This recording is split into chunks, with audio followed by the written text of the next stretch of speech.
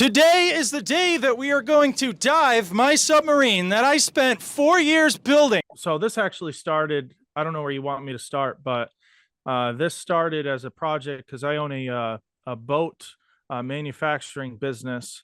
And I was watching a series. It was a Science Channel piece about a guy that built a submarine. And I ended up connecting with him and I was inspired by that. And I wanted to create something of my own, something different. So that's where I got the idea. And then spent a good few years building it. Took 4 years total. Wow. And I didn't get the idea to do the YouTube channel until the final year. So I Okay. didn't get a lot of footage building it. And I wish I did. Yeah. But I have some footage, and I made the first video on our channel, how I built a homemade submarine, and that kind of took off the YouTube thing. And then we started making videos on YouTube. We did TikTok, Instagram, and everyone's been really interested in the whole project and how it works. Mm. And so now we're expanding the channel and coming up with different creative ideas to show the submarine in action. And yeah, so I was getting some ideas from him on what he did. These guys, the first thing they told me is they were not submarine designers. They own a farm, and they wanted to just take on the challenge and put it together. So they what they told me is they told me all the problems that they ran into, the mistakes that they made. But I became part of what's called the P Subs, personal submersibles organization.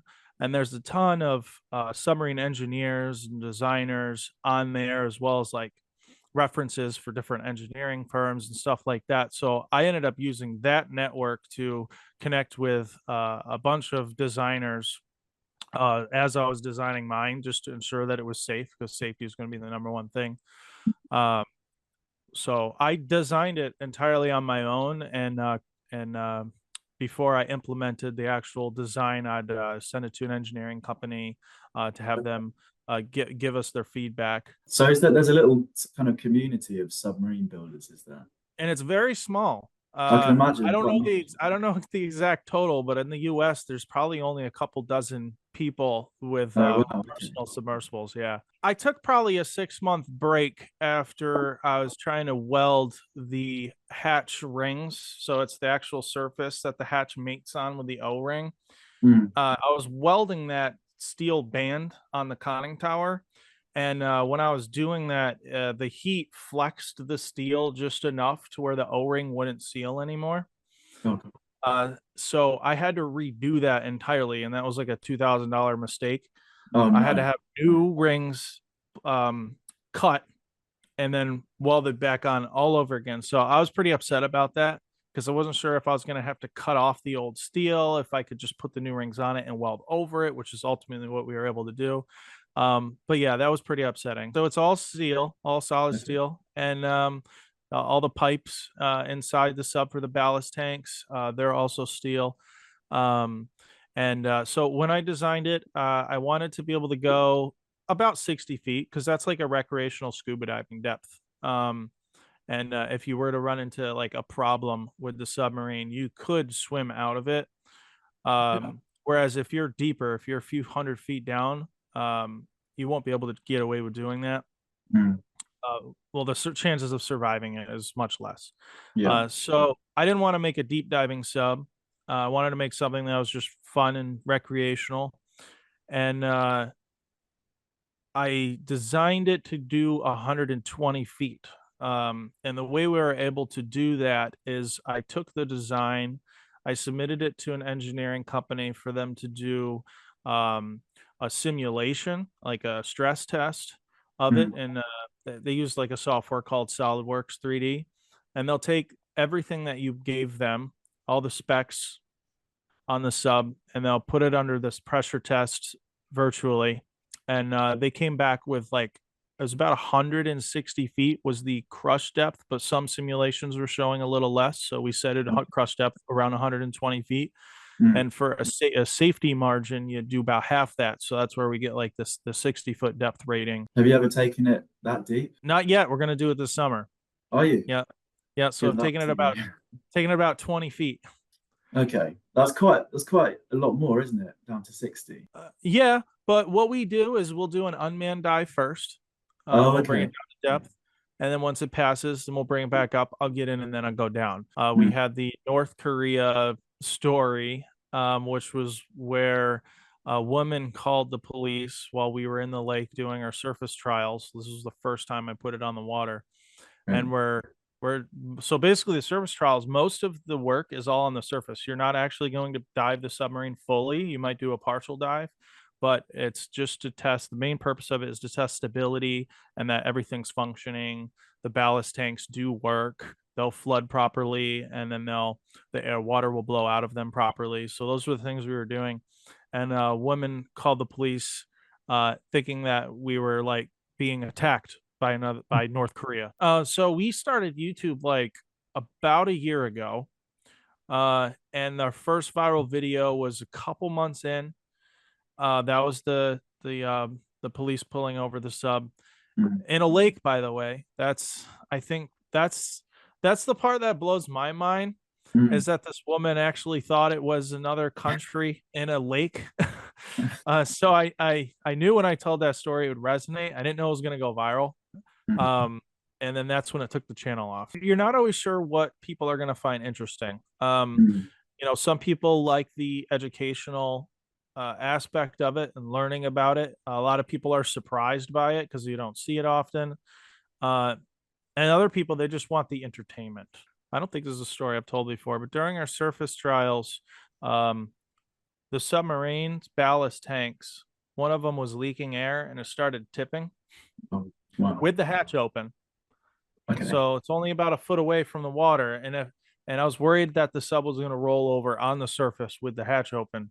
Mm, So I jumped out of it and I'm trying to use my body weight to keep it from rolling over. Because if it rolled over with the hatch open, the water's just going to go right in and it's going to be a huge process to get it back up because it'd be completely flooded. So we'd have to use lift bags to actually take it out of the water. wow.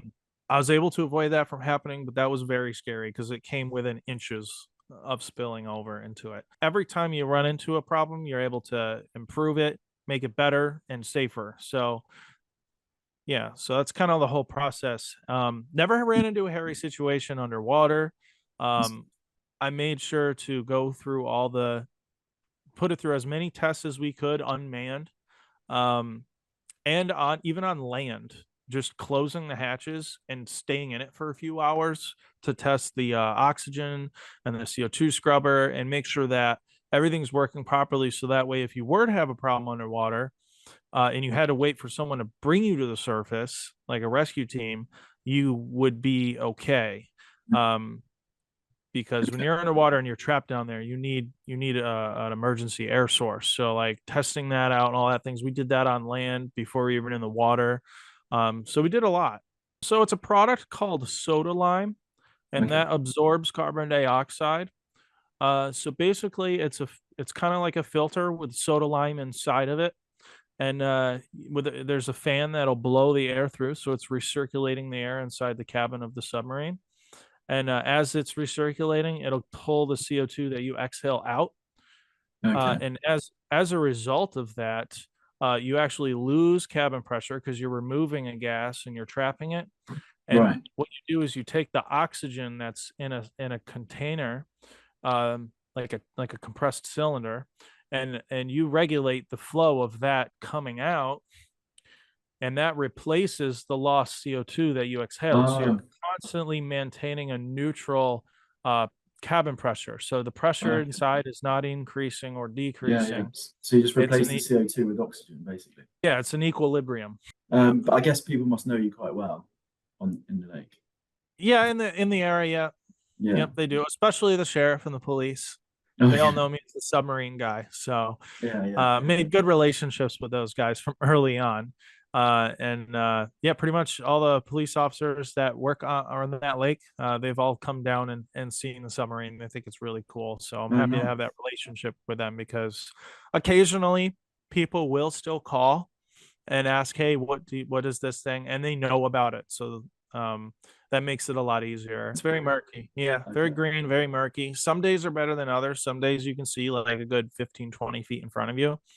Other days you can only see like 5 feet in front of you. So it's not easy to like explore underwater. We haven't done an exploration video underwater with a sub yet because of that. It is hard to find cool things on camera because, you know, of course, on camera it's harder to show that than it is in person. You need the right lighting, and if you're going too deep, it gets too dark. Working with cameras underwater for filming on YouTube is a challenge because of the lighting and what the camera can actually see versus the naked eye. So the submarine was not designed to be a research sub, you know, so it's not for going down and finding things. It's more of a toy. It's very big. It's 26 feet long, so it doesn't turn easy underwater. um it's more for going from like point A to point B. We're going to find something. My goal is to find something like a cleaner body of water, like the Finger Lakes, where a Mm, lot of the guys in that, like I said earlier, that P sub community they go to. That's got some really clear water, and I feel like that'd be a fun place to take it to. So we might do something like that. So a lot of people have said in the comments that they want to see like model rockets launched out of it or like a water cannon, stuff like that. So we're thinking of doing yeah. some fun, again, entertaining things that Mm, we can put on the submarine that YouTube or like, you know, everyone's going to love watching. That's what we're working on right now. I kind of have like an engineering brain. Um, and I didn't even go to school for that. So, all again, it's all self-taught. A lot of research. You know, 4 years is a long time. I mean, I probably spent all over 4,000 hours building it, but I also spent a lot of time researching, talking with engineering companies, and you learn a lot through that whole process too. So, it wasn't like something I was just threw together with no planning. So, mm. a lot of research.